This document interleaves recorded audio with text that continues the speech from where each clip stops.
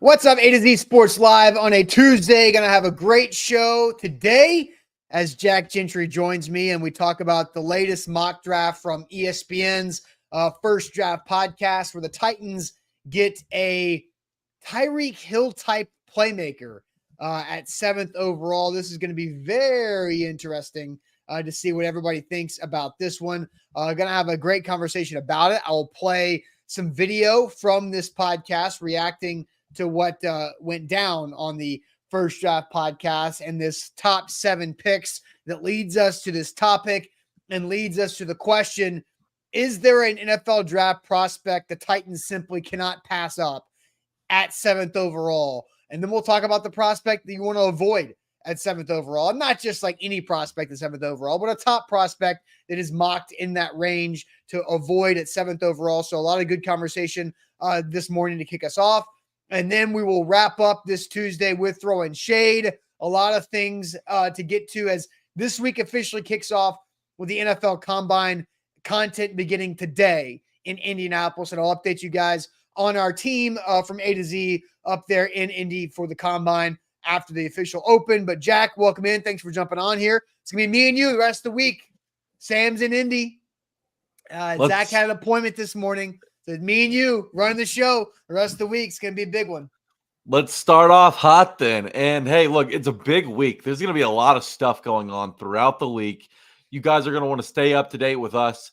We'll get into that here in just a second. But while y'all are filing in here, I already see big numbers piling in. Let's go ahead and like the show. Throw us a like. Throw us a thumbs up. It helps the show grow. It helps us expand.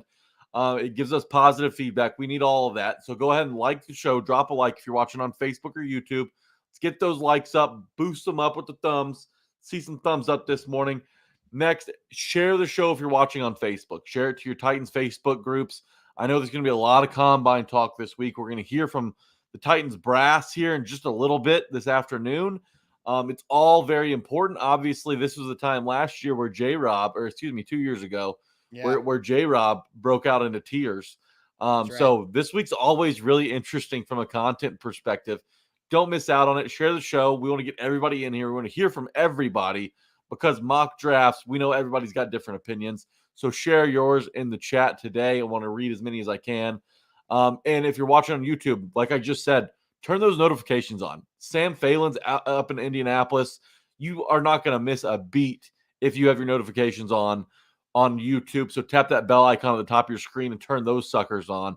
Finally, if you're watching on Twitch, let's text that Twitch link to our Titans text groups. Send it around. Let's bring everybody in here. If they're not a regular, if they don't always watch the show, bring them in today. It's going to be some fun conversations that we're going to have. So let's go ahead and text that Twitch link around. But finally, Austin, once everyone does their homework, it's time to get the show on the road. Yep, let's do it officially. Welcome into A to Z Sports, powered as always by the BetMGM app. I'm Austin Stanley. He is Jack Gentry of the Tighten Up Podcast, out tomorrow on the A to Z Sports Podcast Network. And we are Nashville's on-demand sports network, going live weekday mornings at 8 Central Time on Facebook, YouTube, and Twitch. Links to the show segment by segment on our Twitter X timeline. Also hit us up on Instagram, TikTok, and Threads. Those are at A to Z Sports. Got to thank our sponsors because they make it happen for us and they help out all of you. Like Wilson County Hyundai, make them a part of your new car buying process by going to Lebanon or seeing them at wilsoncountyhyundai.com. The Bone and Joint Institute, boneandjointtn.org, the region's destination for comprehensive orthopedic and sports medicine care. Farm Bureau Health Plans, get better with Farm Bureau Health Plans at fbhp.com/ATOZ. And Krebs Kubota, an elite Kubota dealer with 3 great locations across the mid-state, Columbia, Franklin, and Murfreesboro. They are online at KrebsKubota.com. So some housekeeping notes before we dive into this Tyreek Hill type playmaker to the Titans in one of ESPN's latest mock drafts. It gets going today. The NFL Combine officially starts today with media availabilities later on this morning in just about an hour and a half. Both Rand Carthon and Brian Callahan will speak to the media. Sam Phelan is up there with our A to Z Sports national staff. We've got six people up there with A to Z Sports staff, and that does not include Buck Rising, who is there as well with 104.5 The Zone and A to Z Sports. So that's 7.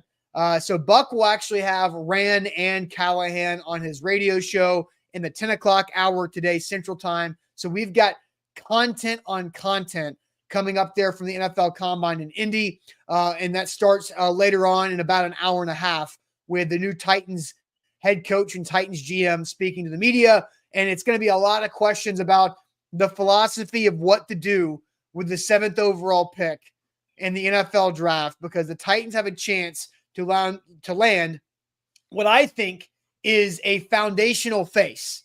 I said this a couple weeks ago. It's who is going to be the foundational face of this new offense moving forward. You've got Will Levis, you've got Brian Callahan, and you're going to have a left tackle or maybe a wide receiver to join those two guys as the foundational face of this offense and of this team to replace Mike Vrabel, Ryan Tannehill, Derrick Henry, who are going out the door.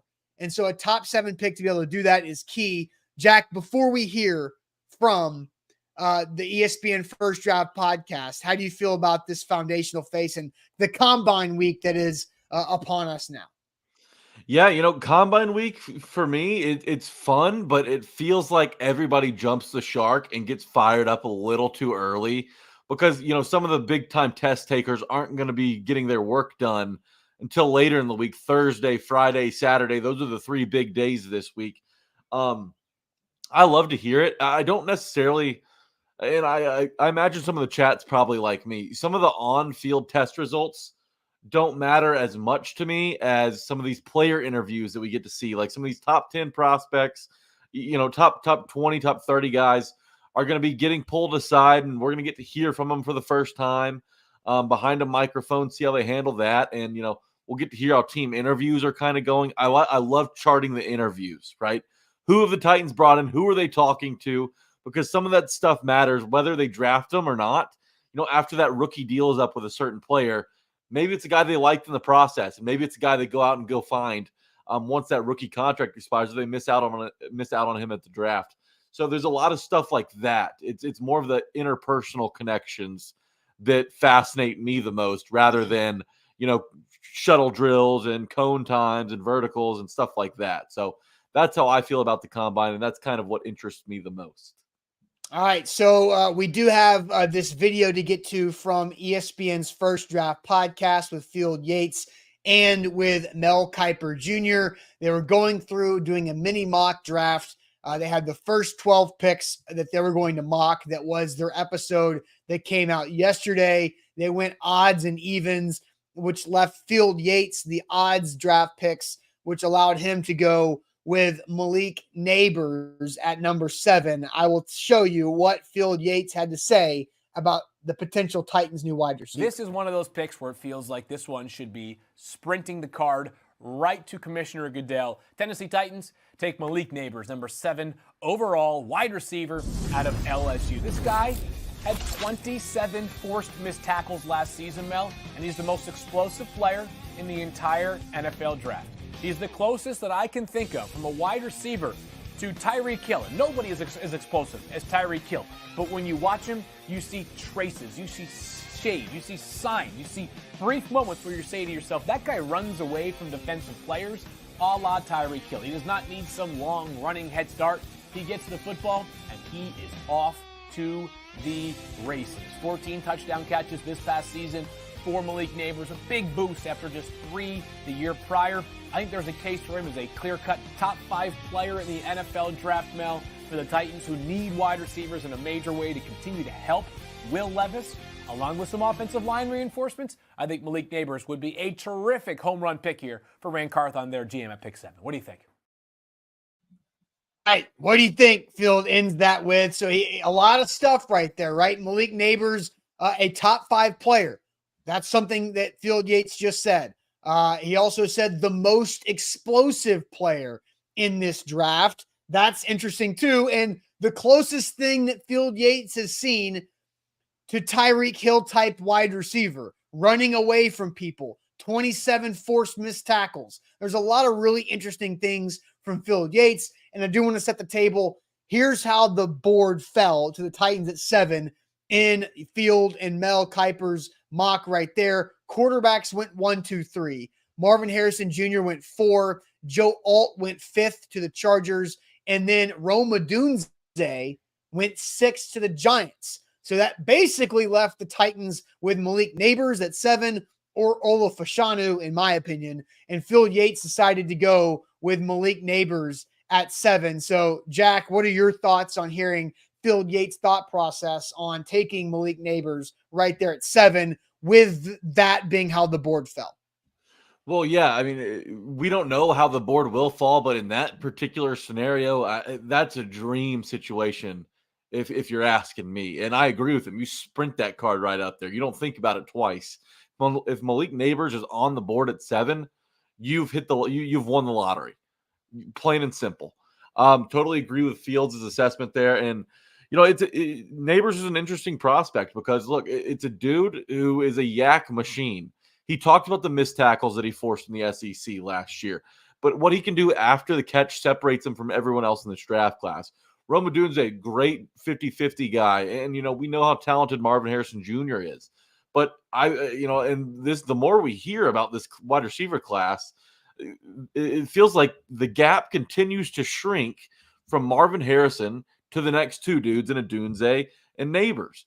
And so that's something that excites me. And Will Levis is going to need a dude who can not only catch the football, but can turn it up for 10 or 15 yards after that. And you saw the stat on the board, 14.6 yards per catch last year, 17 yards per catch the year before at LSU.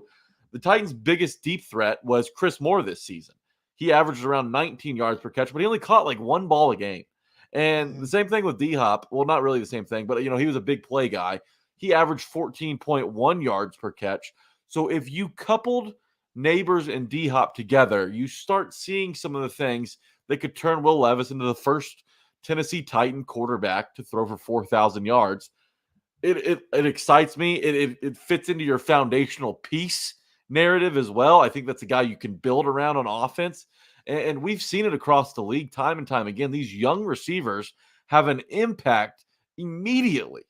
Whether it was Puka Nacua last year, Justin Jefferson in his rookie year, there are receivers that can come in and change an offense instantly. Malik Neighbors is that guy. All right, so there's a comment in the chat that makes me go, come on, let's pump the brakes. Chill. Let's remember the conversation that we're having here. We'll get to that piece of that comment in the chat here in a second, and more comments from you guys about what this mock draft is with Phil Yates and Mel Kiper Jr. But first, Farm Bureau Health Plans is where you should turn for all of your health coverage needs. They can help you out just like they have been for Tennesseans for over 75 years. Whatever your situation is, whether you've got a growing family that you need the best health coverage for with that situation, whether your family's made you and your spouse empty nesters and you need that next level, that upped level of health coverage for that later stage of life, Farm Bureau Health Plans is phenomenal when it comes to that as well. Also, Farm Bureau Health Plans can take care of the entrepreneur, the single, the independent contractor type out there as well, who's going out there to conquer the world on their own. They've got you covered too. Regardless of that situation, they will make sure they invest in you just like they invest in their community with the Titans, the Vols, other colleges, and also schools and youth sports leagues across the entire state. For over 75 years, Tennessee has trust Farm Bureau Health Plans. You should too. Get a quote today and get started at fbhp.com/ATOZ. If you want to get started in sports betting, BetMGM is the place for you, and you can do it with a great promotion. In bonus code A to Z Sports, new users sign up, plug that code in. You'll get up to $1,500 back in bonus bets if your first bet misses. Now is a time where everything's going on. Spring training is underway. The MLB season's right around the corner. College basketball is heating up. There's Final Four props out there. There's props to win each conference out there on BetMGM. They've got it all, including some NBA and NHL action as well, as the Preds just swept a massive road trip and have positioned themselves to make a little playoff push. So there's a ton of stuff going on. If you want to get some skin in the game, do it with BetMGM. Plug in our bonus code A to Z Sports and new users. You can take advantage of a great offer that gets you up to $1,500 back in bonus bets if your first bet misses. All right, so I wanted to get to this comment because what we're reacting to is Field Yates taking Malik Neighbors 7th overall for the Titans in their mock draft on first draft. So this is literally a mock draft that played out between Mel Kiper Jr. and Field Yates. Timmy Sama says, Austin, we'll have to trade up that Neighbors won't be there at 7. This not the conversation. Like we're again, the conversation and what we're talking about here is that quarterbacks go 1, 2, 3 to the teams right there, Chicago, then Washington, and then New England. Marvin Harrison Jr. goes 4 to Arizona. The Chargers take Joe Alt at 5. They've talked about wanting to be physical under Jim Harbaugh, and they need somebody to help protect Justin Herbert. And then the Giants are in the situation of offensive line or wide receiver 2, just like the Titans at 6, and they went Rome Odunze because Joe Alt just went there. So Timmy, Malik Neighbors was there at 7. We're not talking about predictions on what's going to happen, but there is a really good chance because of the 3 quarterbacks and Marvin Harrison Jr., one of these 3 guys is going to be on the board for the Titans at 7 because of numbers. Joe Alt, Malik Neighbors, Rome Odunze. And so that was the situation that we had here with this mock draft. So Timmy, maybe Malik Neighbors will go to the Giants at 6 and Odunze will be there. Maybe the Chargers will take a wide receiver at 5 because they cut Mike Williams or Keenan Allen or both there too. So we have to figure out what's going to happen. But one of those 3 players is going to be available at 7.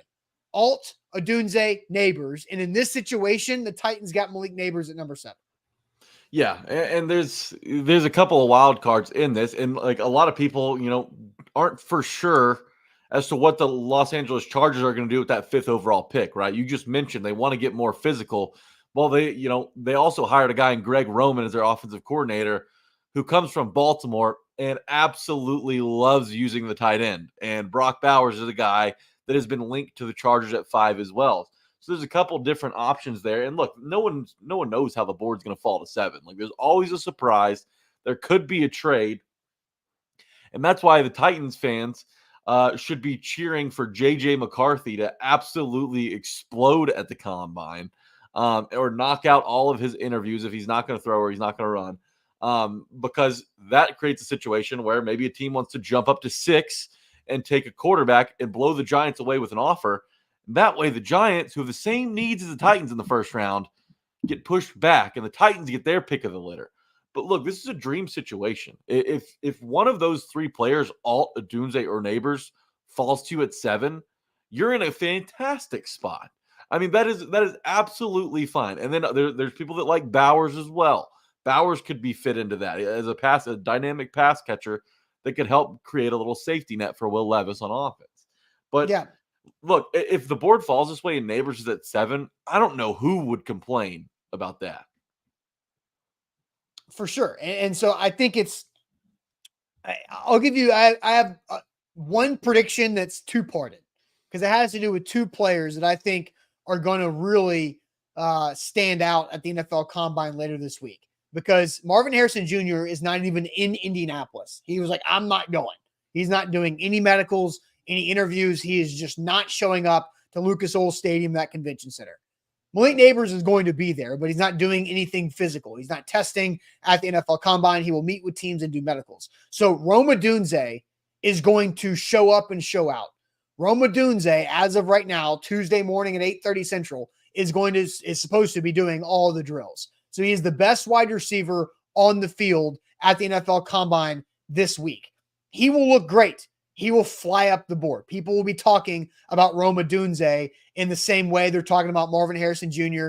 and Malik Neighbors. That's going to become a tighter race for wide receiver 1, just like you kind of mentioned off the top of the show. And Marvin Harrison Jr. still probably being 1, but the 2 and 3 gaps behind him not that far. Another player that's also going to do very well and have a similar Rome Odunze rise throughout the combine is Ola Fashanu from Penn State. I think Ola Fashanu will show up at the combine, run faster than Joe Alt, be more explosive than Joe Alt, and overall look better in his underwear than Joe Alt. And so now you're going to start having conversations of who's the best offensive lineman in the league between Joe Alt or Ola Fashanu, and Fashanu is going to look pretty damn good over the weekend. And so that is where I feel like you're looking at the Titans being in a situation where now you're going to have maybe 2 of those 4 players available at 7 overall once you add Fashanu to the mix of Alt, Neighbors, and Rome Odunze there. Yeah, and I remember when the season ended and the Titans had won a game at the end of the year, and it may have cost them a spot or two in the draft. And people were wondering, like, oh my God, what if we miss out on one of the two guys that we have circled here in Neighbors and Alt? Well, as the process goes on, I think fans learn more and more about each player. And, we're the same way. With more information, new opinions can be formed. And that's kind of what's going to happen this week. Like, we're going to have new information on Fashanu. We're going to have new information on Odunze. And we're going to get to see for ourselves whether we believe that those guys are capable of being a cornerstone piece in the Titans offense. Like, Alt and Neighbors get a lot of attention because they were in the spotlight, often last year. Neighbors was the number one wide receiver in an offense with a quarterback who won the Heisman. Obviously, Joe Alt plays for Notre Dame and is a left tackle, and it's a position that everybody's trying to figure out all the time in this league. Well, Odunze showcased his potential, under the brightest lights in college football last year. And while he's not an SEC guy, a lot of people in the South aren't as familiar with his game. We're going to learn a lot about him this week. Same thing with Fashanu. Not an SEC dude, not, Penn State's good, not great. But he's a guy who can help come in, and he's got the ceiling. The sky is the ceiling for him. It's going to be an interesting situation, but you've got 4 or 5 different guys that you should feel comfortable with heading into next season. If you sit at 7 and you take one of those dudes. So it's a great position. It feels like the Titans are in a can't lose position. I say that after seeing some disastrous Titans picks in the draft over the last few years. So I know they can't, that losing is possible no matter where they sit, but they're going to make a decision based off of 2 teams' decisions, really. And that's Arizona, who's not going to go quarterback.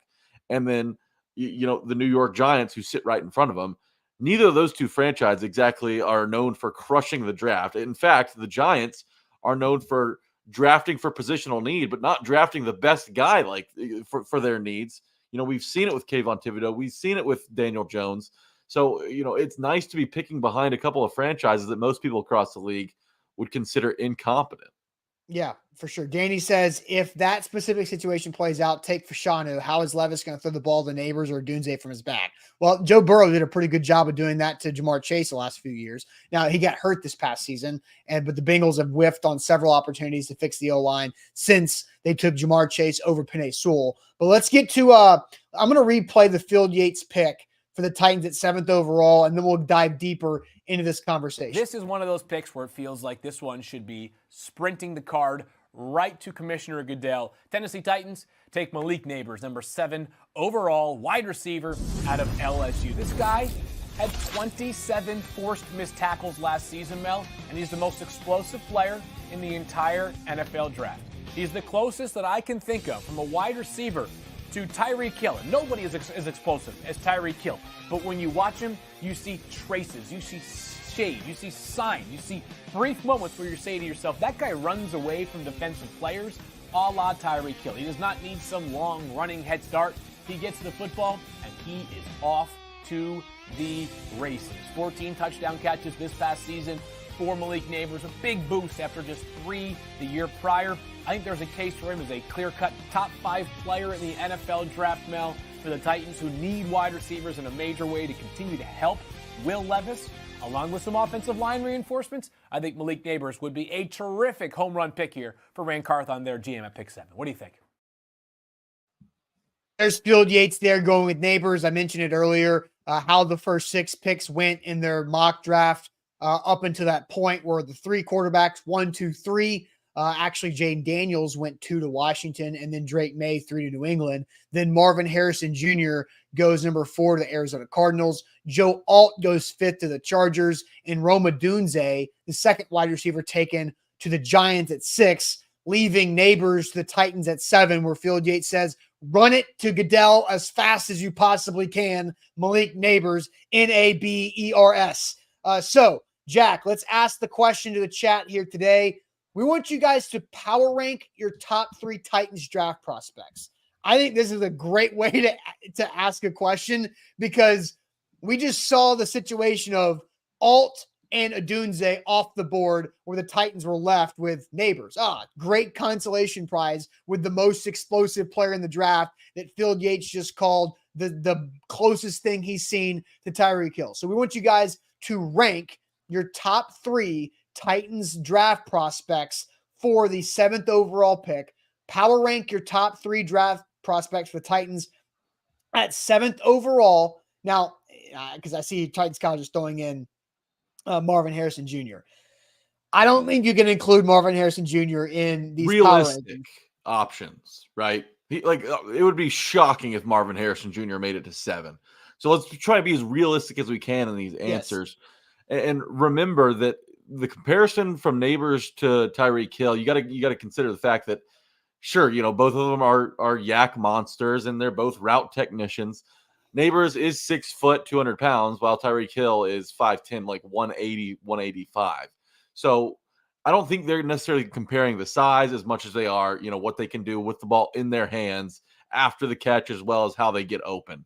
So let's keep that in mind as well. But I see a lot of answers rolling in, Austin. I'm gonna get to as many as I can here. Oh, real quick, we gotta do some work first. But before we do get to those answers, we do want to tell everybody about our great friends at the Bone and Joint Institute, boneandjointtn.org, the region's destination for comprehensive orthopedic and sports medicine care. Whenever an injury happens in life, you have to know where to go, where to trust. The experts at the Bone and Joint Institute in Franklin do specialize and have specialized specialties in just about any injury that could possibly happen across life, across youth sports. If you're playing intramurals or rec league sports and you get hurt, you roll an ankle, you bust up a shoulder or something, or maybe that hip is feeling tight and it used to not feel that way. Don't let that linger. Go to get it checked out at the Bone and Joint Institute in Franklin, right off of I-65, and book an appointment, boneandjointtn.org. BetMGM.com, bonus code A to Z Sports. Plug that sucker in when you're signing up. If you're on a sports book that you don't like or you've had some bad luck, you want to change it up while also getting in on this amazing promotion, download BetMGM, use bonus code A to Z Sports, and you'll receive up to $1,500 back in bonus bets if your first bet misses. They want you to start off in the green. They don't want you to come over and start losing. They want you to stick with them. So download the app, BetMGM, use our bonus code A to Z Sports, and you'll receive up to $1,500 back in bonus bets if your first bet misses. All right, Jack, now you can go to the chat to read the answers to our question, and it is power ranking the Titans' top 3 draft prospects for 7th overall. We got a ton of them, so I'll let you at it. All right, chat, let's have a great day today. We're going to start off with Hoshi on YouTube. Alt 1 for Shanu 2, Neighbors 3, so it's clear he's got an offensive tackle bias there. Titans Kyle says MHJ, Neighbors, then Odunze. We're seeing 3 wide receivers right there. So a lot of different opinions.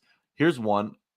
Brock Bowers, Joe Alt, Malik Neighbors. Very interesting from Zach Green. I know he's been watching a lot of Georgia football. Eric Castillo says Joe Alt, Neighbors, Odunze. Continuing to go here, we have Neighbors, Fashanu, and Patrick Paul. Okay, that's a name we haven't seen yet in the chat. Patrick Paul, offensive tackle, out of Houston, I believe, if I'm not mistaken. Yep. Timmy Sosa says Neighbors, Fashanu, Joe Alt. Those are his 3. Stephen King, Alt, Neighbors, Fashanu. Then we have Alt, Fashanu, trade, says Jason Martinez. Not a prospect, but a decision that the Titans are going to make at 7 to trade back. David Brown says Harrison Jr., Neighbors, Alt, Neighbors, Fashanu, Neighbors, Alt, Fashanu from Brandon. Michael Snyder says Olu, Alt, Neighbors. Interesting. First Olu over Alt power ranking there. Alt, Neighbors, Olu from Deshaun. Continuing to scroll here, we've got Bowers, Alt, Neighbors. Then we have Neighbors, Fashanu, Alt, Neighbors, Fashanu. Neighbors, Alt, Odunze. There's Odunze making an appearance. It's about time. I've read through so many comments, haven't seen much Odunze. Michael Billington says Alt, Neighbors, and Fashanu. Neighbors, Alt, and Bowers from Sky. So a lot of different orders, but it's really the same 3 guys we're seeing: Alt, Neighbors, and Fashanu. Austin, I'm not even going to include Fashanu on my list. He didn't make my power. We left it at 3 for a reason, because cutting it off at 3 is hard. Adding 4, you're like, oh, okay. Well, yeah, because you're going to leave off. You're going to have to leave off 2 of those guys, and for me, I'm leaving off Brock Bowers and Ola Fashanu. My top 3 are Joe Alt at number 1. I think that you cannot gamble at left tackle. The Titans have learned this lesson in the past. I don't think they'll let it come back and bite them again. You can't gamble at that position with a quarterback who's trying to get developed. So I think Joe Alt at number 1 makes the most sense for me.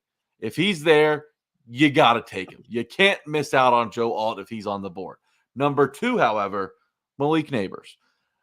The only reason he's not number 1 is because I believe you can find a big-time wide receiver in the second round this year. It's not the case every year. I don't think that you could be able to find, the same caliber offensive tackle in the second round, especially if Alt's an option, or Fashanu for that matter. So I think it's safer to go left tackle first round, wait, maybe get like an A.D. Mitchell or, Lad McConkey or, a Franklin or somebody like that in the second round that can come in and make an impact immediately and be the Robin to DeAndre Hopkins Batman. So for me, it's Alt, Neighbors, 1, 2. And, different days, you can interchange them depending on how you feel. But for me right now, Alt number 1, Neighbors number 2, Rome Odunze number 3. But because I think that you can't miss out on a wide receiver at any point in this draft. If Alt is off the board and Neighbors goes at 6, Rome Odunze is the pick. He's got to be the pick.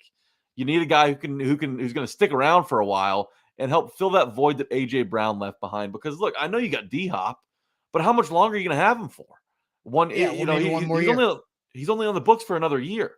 So you got to start finding a replacement plan for when D-Hop inevitably walks and probably finds his way onto a contender's roster.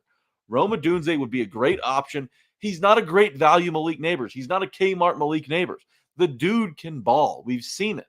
So I think that Odunze has to be my 3. And it's hard, but I'm going to leave off Brock Bowers and Fashanu. So those are my 3: Alt, Neighbors, Odunze. Jack, I think I bamboozled myself because I made this question too difficult, because now I'm going to have to make a decision, because we're asking power rank your top 3 Titans draft prospects for 7th overall in the draft. I have 5 players that I would like to put in my top 3, but that's not how math works. And so I'm going to have to cut 2 of these guys off. And, oh, man, it's so difficult. I don't think I want to put Joe Alt first, because I don't necessarily think if I feel like I should take Joe Alt over Fashanu at this point, because I'm very intrigued to learn more about Ola Fashanu. I think he's going to have a great combine. I mentioned that a few minutes ago. I think Ola Fashanu is somebody that he's more of a raw type player, and Alt is more polished. But Fashanu might be shinier once you get that polish on him. And you got a pretty good dude that can polish up some O-linemen with Bill Callahan there as your O-line coach. So I like that idea. So that makes Joe Alt slide back 1. I'm going Malik Neighbors number 1, Joe Alt number 2, and I think I have to go Brock Bowers at number 3.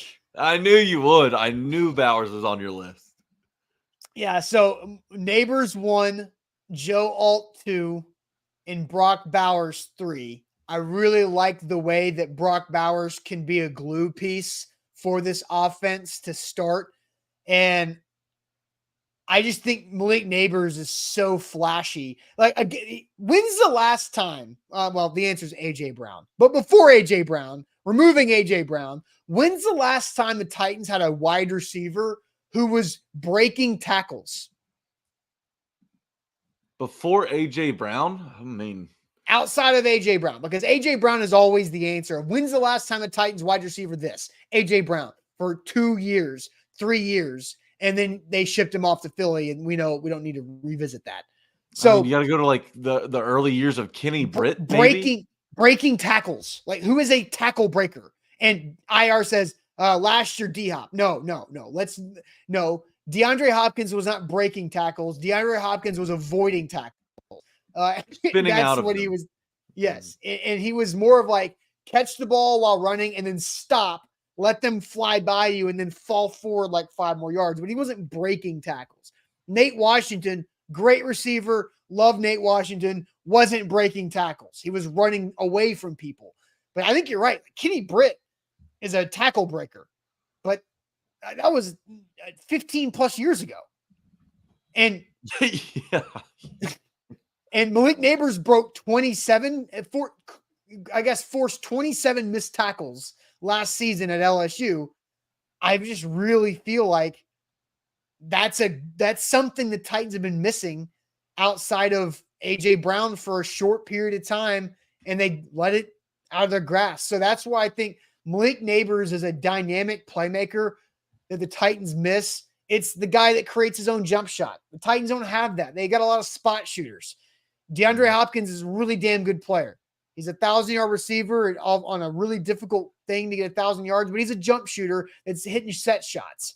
Like Malik Neighbors is a playmaker. And I think that's why I have him number one. Not sold on Joe Alt. I want to see Joe Alt and Fashanu more to see where I think tackle offensive lineman number one is. And then I like Brock Bowers as a glue piece. This is really tough because I like Roma Dunze and I like Fashanu too. The Titans are going to be sitting there possibly with three of those guys on the board, and you're going to have to make a really tough decision. I did like your point that you made about having Bill Callahan in your back pocket. Maybe makes it less pressing to address that at 7, to address your need at left tackle at 7 overall. Another thing that I'm seeing in the chat, and Timmy brings it up. He says, no, he's out on Rome. He says he's a product of his scheme, and he's nowhere near as explosive as Malik. And I'm not a box score warrior. And Timmy, I think there's a case to be made on your side of this argument. I don't want to say that you're wrong. And I also don't want to be a box score warrior. But Roma Dunze averaged nearly 18 yards per catch last season compared to Malik Neighbors' 14. And I know not all systems are built equally. Not all quarterbacks are built equally. So there's going to be some discrepancies in numbers in college. But like I said, I don't think Roma Dunze is a discount wide receiver. I think he's one of the top shelf dudes. So, while I might rank Neighbors slightly higher than a Dunze, like you said earlier, a lot can change this week. We have the potential to be wowed by some of the stuff that a Dunze does in Indianapolis. Yeah, and Trey says Rome is not a product of his scheme. Rome is a freak. And here's the thing. How different would that national championship game be if Michael Penix could just connect to Roma Dunze when he was wide open? Multiple times. They could have won. Like, we could be sitting here, Washington Huskies national champions, and Roma Dunze because he caught 2 touchdown passes for Michael Penix. And Michael Penix is probably quarterback number 4 over J.J. McCarthy, who won the damn game by doing very little. Mm-hmm. But nope, that's not what happened. Michael Penix had a terrible game, missed Rome a couple times, threw a bad pick, just was off when it felt like he was on against Texas the week before. So Thea asked, do you think Rome will run a 4-3? Yeah, I do. But even here's the thing. And another box score warrior comment. We can't be living and dying on 40 times. Do you remember A.J. Brown ran like a 4-5? 4-5. He and Treylon Burks are the same 40 time.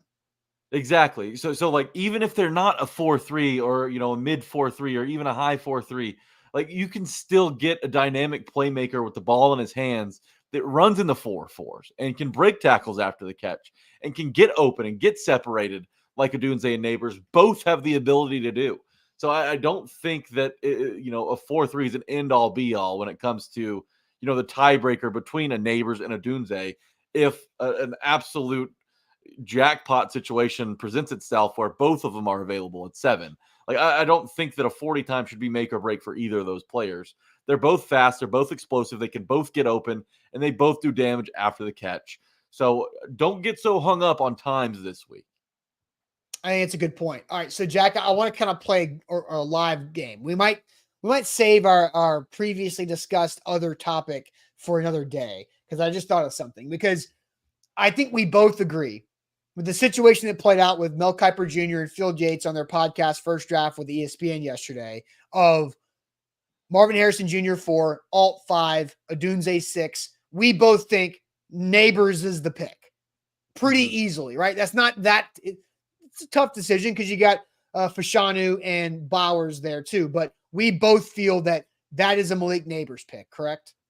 Absolutely. And for the people that are team trade back, I don't think you trade back if Neighbors is there. No. If Alt, Fashanu, and Neighbors are all gone, then you think about it. Which I don't know.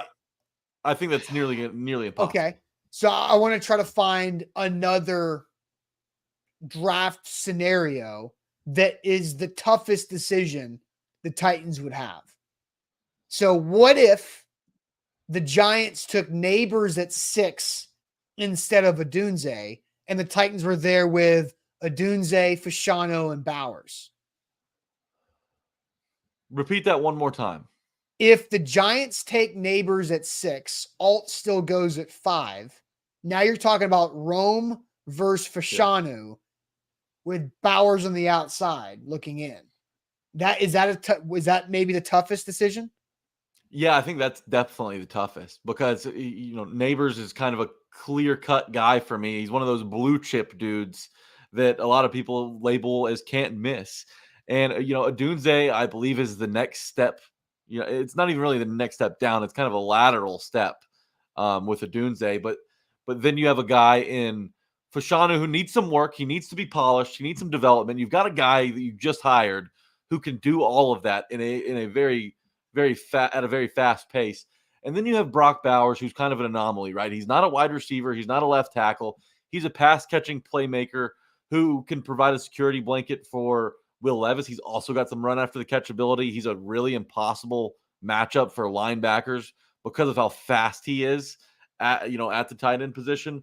But it's just not a pressing need. And you have a tight end at home. I get it. He's not an elite tight end in Chigakonkwo.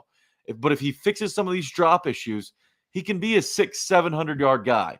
And when you have a guy like that at tight end, paired with a DeAndre Hopkins who can go for 1,000 and a Malik Neighbors who goes for 1,000, then you don't necessarily need an all-pro caliber tight end.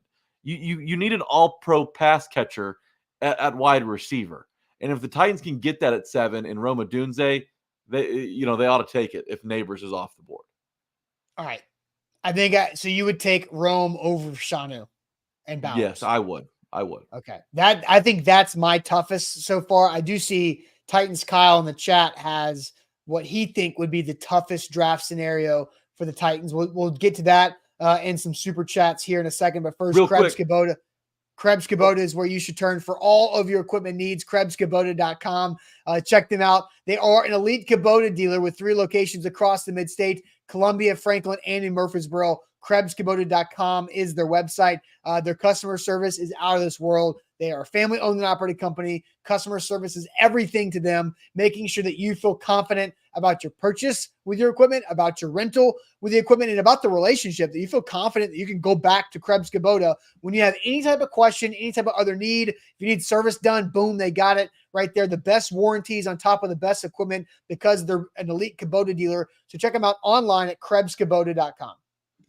BetMGM.com. It's your place to get some skin in the game. All kind of sports are going on right now. There's plenty of stuff to bet on, whether you want to bet a future in college basketball, you want to do some draft props.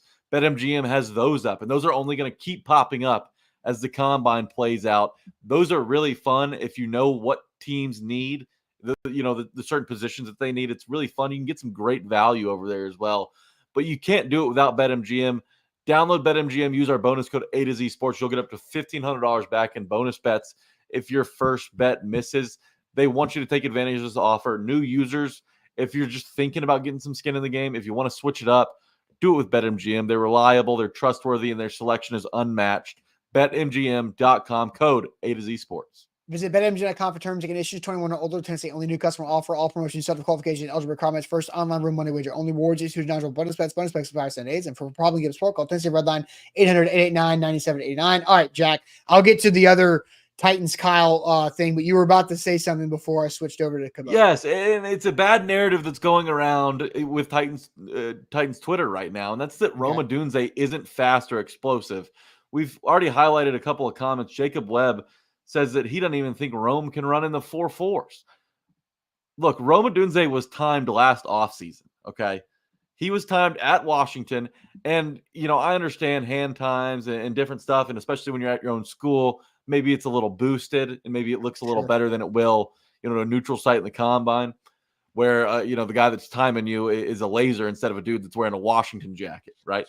But he ran a 4.34 last offseason in the 40-yard dash. Like, Rome Odunze is not a slow guy. He is explosive. He is fast. He can separate off the ball. He can separate from his defender at the line of scrimmage. I mean, the guy can do everything that you need in a wide receiver. So this narrative that Odunze is not fast or explosive is flat out wrong. And, I can't wait for people to find that out this week. Yeah, and Rome is the only of the top 3 receivers that are doing drills at the combine this week. And so that'll happen, I believe, on Friday or Saturday is when they take the field. So Titans Kyle has what he thinks is the toughest draft scenario that he has seen. And I haven't seen this one, but I agree. This one's pretty tough. Toughest he saw was New England goes Joe Alt at 3 and sticks with Mac Jones for another year. The Chargers take Olafashanu at 5. I guess Marvin Harrison Jr. Goes right there at 4. The Giants take Malik Neighbors, leaving the Titans at 7 with Bowers or Odunze. And man, this is where I bamboozled myself because I said that Brock Bowers is my 3rd prospect on my top 3 power rankings for 7th overall. This is where I'm not entirely sure if I go with Bowers or Odunze. I think both players are really quality players for the Titans there, but Jack, I guess for the sake of sticking with my word, I would have to go with Brock Bowers. Where would you go in this scenario? And look, I just see Randy says, no way, Kyle, that will not happen. It's possible. It is because like the Patriots are a wild card. They're not guaranteed to take a quarterback at all, especially if they view 2 quarterbacks better than the 3rd and their 2 guys go 1-2 to Chicago and Washington, and they don't necessarily like the 3rd option as much. And then they want to get Joe Alt because they want to give Mac Jones another year. Yeah. In this situation, the Titans Kyle laid out, by the way, great stuff, Titans Kyle. It's a situation that's very possible. If you're giving me an option between 2 pass catchers, and I hate to do it because it feels so lazy, but if you're giving me 2 pass catchers and one's a tight end and one's a wide receiver, I want the wide receiver. I just do. I think that his ceiling would be higher in this offense with Will Levis. And again, you got to find a guy who can come in and fill that void that DeAndre Hopkins is going to leave behind when he inevitably leaves or ages out of the Titans offensive scheme. And you have an opportunity to do that at 7. You have an opportunity to do that at 38. But I think that you should take the playmaker at 7 and then circle back at 38 and assess your options at tackle. I think that's the winning formula for this draft for the Titans. Yeah, David says the Patriots hate Mac Jones. I'm trying to get the comments are jumping around for me. The Patriots hate Mac Jones literally. I mean, Bill Belichick, is that Bill Belichick thing, or is that something that that their new coach is also believing in? Is Gerard Mayo is Gerard Mayo out on Mac Jones like Bill Belichick? We don't know yet. If I was a head coach, I would want to draft my quarterback. I don't know that Mac Jones shown you enough to kind of look. Gerard Mayo is going to need a guy behind center who can perform, and I don't know that Mac Jones is capable of doing that up there. I think that the fan base is out on him. I think that the organization's probably seen enough of him. But there was a question about J.J. McCarthy, possibly moving into the top 10, and there's Patrick Bird's comment right there. Rumors is McCarthy's rising, possibly in the top 10. I believe it. Mel Kiper in this same first draft said, at 6, he's probably a little too rich for me. But I think that this is a perfect scenario to talk about this. If J.J. McCarthy absolutely crushes interviews, workouts, throwing, pre-draft, that is a perfect situation for the Titans.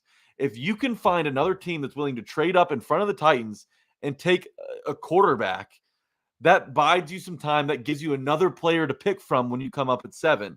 So if J.J. McCarthy crushes it this week, and he does rise, like we've been hearing his name, he has been rising. If that happens and somebody moves in front of the Titans to take a 4th quarterback, the Titans are playing with house money at 7. Yeah, it's tough though. I mean, you have to figure out how far back would you go. And honestly, our Destin Adams for A to Z Sports, one of our draft editors, he has been hearing through conversations and sources that, that McCarthy love in the NFL is real. It would be wild. I don't get it. I don't get it personally. Either. But, if somebody wants to move up in front of the Titans and make a mistake on McCarthy, be my guest. Yeah. It's trading back. I get you could pick up a 3rd rounder that you have a massive hole between pick 38 and pick 106, and that would be great for the Titans. But again, we've gone through these different scenarios. The Titans will have the opportunity to pick at least one of these four guys: Alt, Neighbors, Fashanu, Romadunze, and then Brock Bowers. Like one of those five is going to be there. Yeah, absolutely. And there was a lot of Two pearl of them clutching probably get, at the at end least two of them are going to be there. No doubt. And there was a lot of pearl clutching at the end of the season because a lot of Titans fans thought they'd miss out on the cream of the crop, right? And they'd get kind of the first of the second tier. Well, it doesn't look that way. There's going to be a first tier caliber guy waiting for you at 7, no matter how the board falls. And yeah, so I just think that Titans fans should be happy with that. Right. I have a harder time trading back to miss on one of those five guys. Is kind of where I'm at there. Super chats here. Team never trade. Yeah, team not never trade. Not this year. Team not trading back this year. Fair enough. All right. Super chats. Kick of the King says, so if the Titans draft Malik Neighbors at 7, then sign a free agent wide receiver, is Treylon Burks default wide receiver 4 on the depth chart behind Hopkins, Malik, the free agent, and Burks? Just curious. I mean, yeah. Do something, Treylon. You know, this is it. You have an opportunity, man. Like you gotta show something. You gotta stay healthy. You gotta catch the damn ball. Come down with it. Jump up, go get it, and come down with it. More than once against the Chargers for 70 yards. And now or never. Yes. And I think the Titans should not wait on him. I don't think the Titans should wait. And we didn't play the clip. We don't necessarily need to. But Treylon Burks was brought up by Mel Kiper Jr. and the reaction to Phil Yates going with Neighbors at 7. Oh yeah, Burks hasn't emerged at all yet. You know, like where are you at? And so the Titans have to, I think, operate this offseason like Treylon Burks doesn't exist. That's how I think they should. I love that. I love that angle. And you know, Burks, look, in the NFL, you're guilty until proven innocent, right? You're not capable of being trusted without first proving that you're trustworthy. Treylon Burks has yet to prove that. And, you know, I understand that he had the big training camp last year and he was playing confident. But, you know, when he makes a mistake, it feels like he shuts down. And the Titans can't afford to have that, you know, out there alongside a quarterback who's still trying to figure it out. They got to have a dude who's confident in his own abilities and can go up and make a catch, forget about the last mistake, and just next play. Treylon Burks has to develop a mental edge this season. Yep. We know he's got the physical skill set, but if he can come around mentally in a Brian Callahan system, maybe it changes things. Then you start thinking about, okay, well, how can Treylon Burks help us? But starting him off in the wide receiver 4 role, I don't think that puts a ton of pressure on him. I think he can play a little more free, a little more loose. Maybe it helps him in the long run. Yeah, I think you nailed it. He needs to have a mental edge. And I want Treylon to succeed. He's a nice guy. Like I would like to see Treylon do well. But as far as I'm viewing, Darren says he doesn't exist. I am treating this offseason like he does not exist for sure. So another super chat right here. Juan says, do you think drafting Neighbors helps Burks? If yes, how? And I think, Jack, you kind of laid it out there that if he is wide receiver 4, then I think the Titans have him in a situation where he's under less pressure from a production standpoint. He just has to be way more efficient. Yeah, totally agree. I have no notes. I'll leave it at that. I have no notes. Good deal. No crumbs. Jack, we're going to save our other topic for another day. Again, some housekeeping notes. It's me and Jack the rest of the week. We got Sam up in Indianapolis at the Combine, where he's getting ready to talk to Brian Callahan and Rand Carthon within the next hour at the NFL Combine in Indianapolis. Buck Rising is also there in Indy as well. He will have both Rand and Callahan on his radio show on 104.5 The Zone coming up in the 10 o'clock Central Time hour in just about an hour plus. And so Jack and I are ready to roll throughout the rest of the week. And we've got a lot of great topics to react to what happens with Carthon and Callahan. I talked to Buck last night as he was driving up there, game planning how can you ask Brian Callahan about the 7th overall pick, wide receiver or O-line, without him copping out of the question? That's what Buck and I talked last night about on the phone. How can Buck present the question and get the answer the right way? Because we have no idea how to ask Brian Callahan questions these days. We knew how to get around it with Vrabel at times, even though Vrabel would still shut us down. So Buck will have his opportunity to talk to both the head coach and the GM here coming up later today. But Jack, it is now time for some shade. You ready? Ready.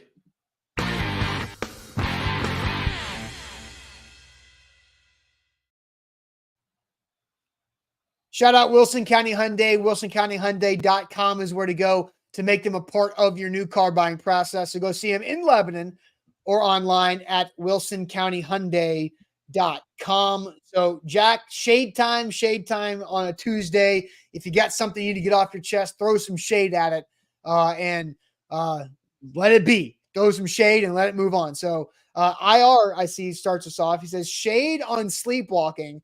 Went to sleep at 10 in my bed, woke up at 2 on the couch. Oh my gosh. I hope you can fit in a nap at some point today, or at least go to bed early tonight. I'm not a sleepwalker, but that is a little freaky to me. You sleepwalk, Austin? I don't think so. I used to sleep talk, but I don't think I do that as much anymore. God, that's at least almost my wife hasn't told me that that every once in a while I will like make incoherent noises of like just like mumbling. And it's usually when I pass out on the couch watching some TV show.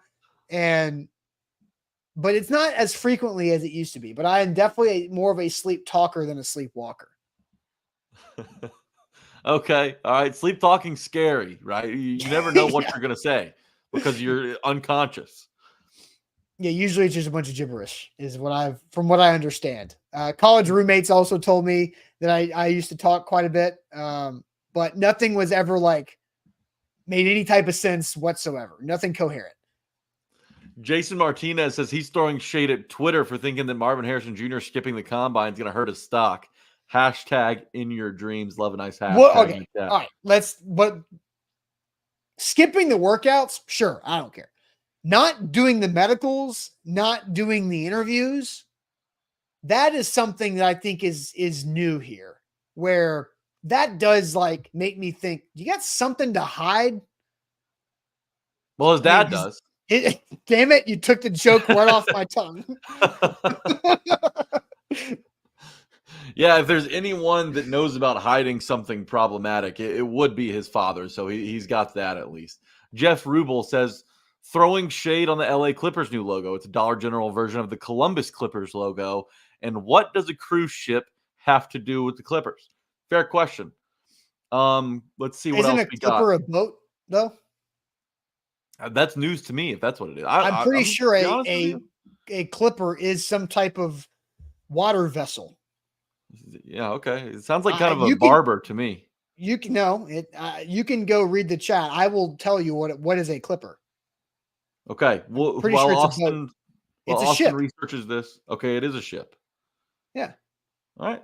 So, Jeff, maybe that answers your question. Maybe that fixes your shade. Maybe that turns your shade into sunshine. Now, they're not cruise ships. Clippers are Clipper ships were so named because they were fast sailors, a term derived from to clip, which is getting as much propulsion as possible from the available wind. So a Clipper is a faster sailboat. There's some water cooler talk for you guys that want to impress a coworker today. Hoshi already got wooden ship that they used during the Civil War times. Shade on wide receiver simps. Levis deserves an offensive line. I think that everyone. I don't know that wide receiver simps is fair because everyone knows the Titans need two things this draft. Like there are two things that the Titans need to fix before anything else is even discussed. Offensive line and wide receiver. Now, how you prioritize those two positions differs on the person. And for me, I think a wide receiver helps more. But I guess I'm just a wide receiver simp. Continuing to go here. Shade on those four guys that thought they could take Cam Newton. Austin, I don't know if you've seen that video. I have. But how could you my not? God, Cam Newton is not one to play with. Also, why are you starting fights at a 7-on-7 camp with a guy who runs the camp, right? Or the tournament? Like, that's the dude that's putting up the cash prize. He's finding advertisers come in and do that. Why are you going to pick a fight with him? If you can't take trash talk, wasn't he trying to break it up initially, and then they just turned on him?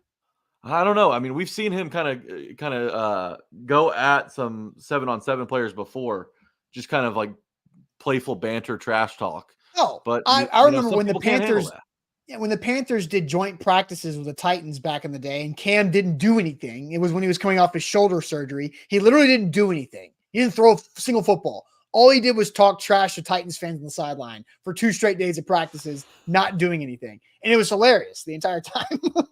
Titans fans did not like him either because of that celebration he did in the end zone when the game was already out of hand that one time. My shade is the guys who tried to jump Cam, so more shade on those dudes. I'm throwing shade at his 4-year-old daughter who wouldn't stop jumping in her bed and smashed her forehead on the footboard and required a trip to the doctor. Oh my God. Anthony, I hope everything's okay, but maybe that's the last time she jumps on the bed. Maybe that's a self-taught lesson right there. Rooney says shade on high school basketball recruiting players from other schools to win the championship. That's a thing that's been going on since I think I was in high school. It does kind of ruin the purity of the high school game, in my opinion. So I do kind of side with Rooney Glover. I think you should stick to the dudes in your area. But yeah, but private Jack, schools, you went to a private school. You went to a private school. Like, what are you talking about? I understand. Look, hey, and the school I went to is probably not innocent in that matter either. But I wish that it kind of stayed the same way, where the dudes from Franklin would play at Franklin or Centennial or BGA, and you didn't go get a guy out of Metro and make some of the Metro schools worse just by picking and prying off some of the best talent in the Metro crop. So I do have a Jack. You funded the process by going to private school. Oh, look, I didn't fund. You were a contributing factor to that. Well, if anything, it hurt my playing time. Yeah, right. Shade on Puxatawny Phil for being wrong again. That fraud. What is he? A groundhog? No, a fraud groundhog. How is he wrong? He's right. Right now, it feels right. I think it's going to get to the 40s on Wednesday again, though. Yeah, but you can have 40s in the spring. I think he's been right. Yeah.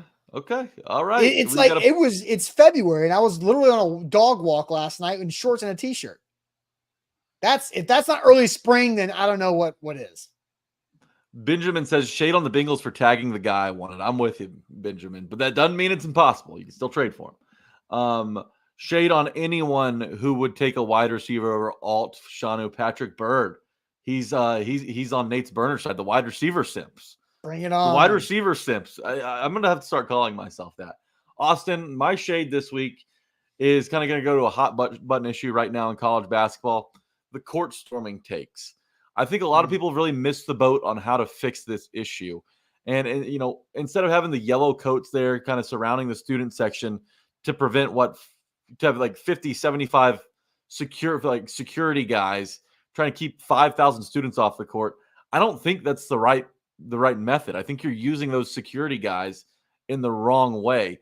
I think instead of trying to prevent an overwhelming number of students from getting onto the court, you should instead create like a tunnel, almost like a pregame tunnel of security officers who help escort the visiting team back to their locker room. You want to prevent injuries? Well, just safeguard all the players on the visiting team that are trying to get off the court. That's how you fix it. You don't bring in armed guards. You don't bring in, the National Guard to try and keep fans off the court. You're not going to do it. If 18 to 22-year-old students want to rush the court, they're going to find a way to get on that court. No matter how many security personnel you have in there is not going to stop them. They're going to overwhelm you. They're going to overpower you. And we always see videos of security guards kind of taking out a girl or the smallest guy or a kid. Instead of doing any of that, let them get on the court, let the school pay the fine, and safely escort the visiting team to their locker room. You won't have a Filipowski issue if you do that. You won't have a Caitlin Clark issue if you do that. I don't think a lot of people have brought that kind of solution up yet. Yeah. And that's one that I'm trying to fix while also keeping court storming because it's sacred to the game of college basketball, and I think it's amazing. Yeah, it's tough because it's so much easier to control 15 athletes compared to 5,000 or so, or thousands or hundreds of students. It's not a bad idea. And plus, you don't show up to the arena all right, you guys ready? Get the armed guards ready for just in case there's a court storming today. You don't know how the game's going to play out until you're 5 minutes before it happens. I don't think that's a bad idea. You've got enough people there on any given college basketball game to do what you just laid out and execute that of getting them to the court. And if you watch Flip, young player, probably hadn't been around. Every other guy, one of Duke's players, they got the hell out of there fast. They knew what was about to happen, and Flit didn't. He kind of waited back. I'm not saying he should be blamed by any means, but you can see that some people have been here more often than others where they knew what to do, and he didn't in that situation. I do think that this is an important issue from Nick. Says if a Duke player gets slightly injured, for us to still have court storming, whatever. If this happened in the Mountain West or in the WCC, somebody beats Gonzaga, maybe Loyola Marymount, and they storm the court, I don't think it's as big of an issue as it is with Duke, right? A blue blood program with a coach who spoke out against it. So, like, I only think, and Caitlin Clark, obviously the biggest player in the women's game, and one of the more popular college basketball players in general right now. If it doesn't happen to the superstars, we don't talk about this. So I think that's a different issue. But like I said, you don't have to allocate funds differently. You don't have to bring in more personnel. You just have to figure out a way to get the security that you already have paid for, efficiently escort the team back to their locker room. Everyone's safe. Maybe not everyone's happy, but everyone's at least safe, and there's no injuries and stuff that we have to talk about or worry about costing a kid his college career or maybe a year into his pro career with, an injury suffered from a court storming incident. So that's my the court storming situation was also going to be my shade. David says, how about winning a road game that you're supposed to win? Well, David, Wake Forest was actually favored by 2.5. Nobody's doing that in college basketball either. Yeah. Nobody's winning road games they're supposed to right now. Yeah. And I don't know what Jay Billis has said, but Nick saying Jay Billis is on his soapbox doesn't help. Look, I heard Dan Patrick's take, and I think Dan Patrick's take is absolutely right.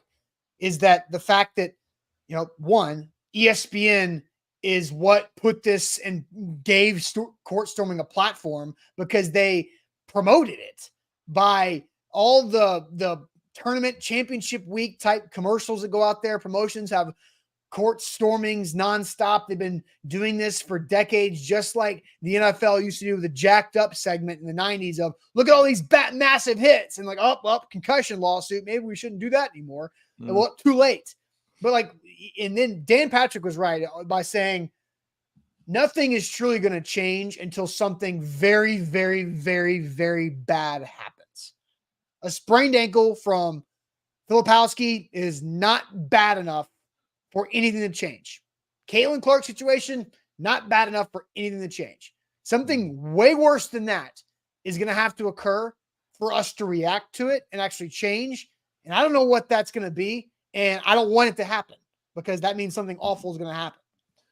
Yeah, I just think the way that they train security officers in those situations should change. And if it does, I think it's fine. And speaking of fine, I don't know that there is a number that you can find a school that, makes them get their act together with this stuff. Like students SEC don't care. schools.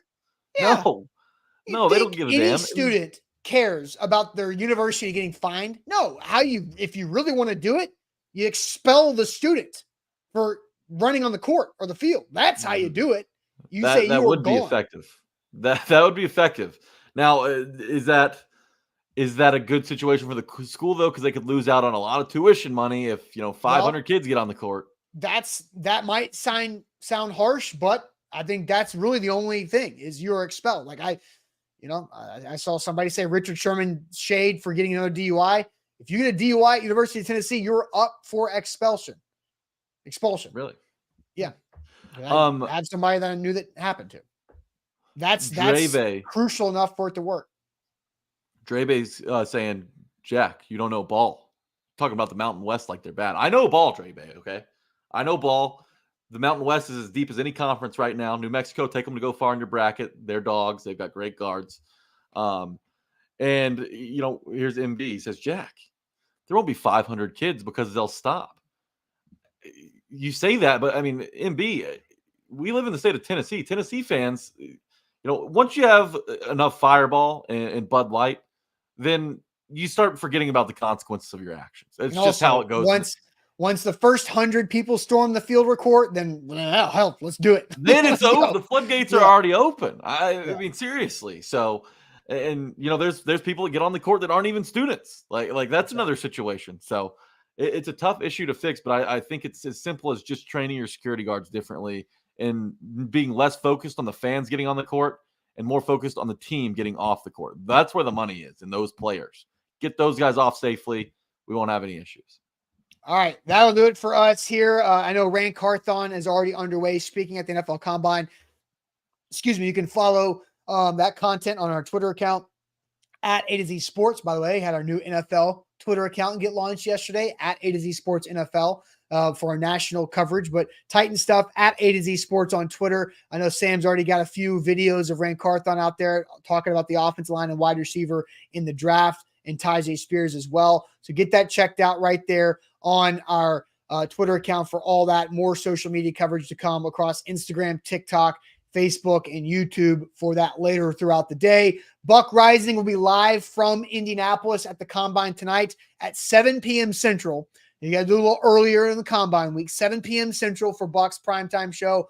Content throughout A to Z Sports.com. Check that out. Hit that like button before you leave. We need more people to like the show today. Way more people watching that have hit that like button. So please help us out there. And we'll catch you guys tomorrow on a Wednesday morning. Appreciate it as always. Tighten Up Pod out at midnight.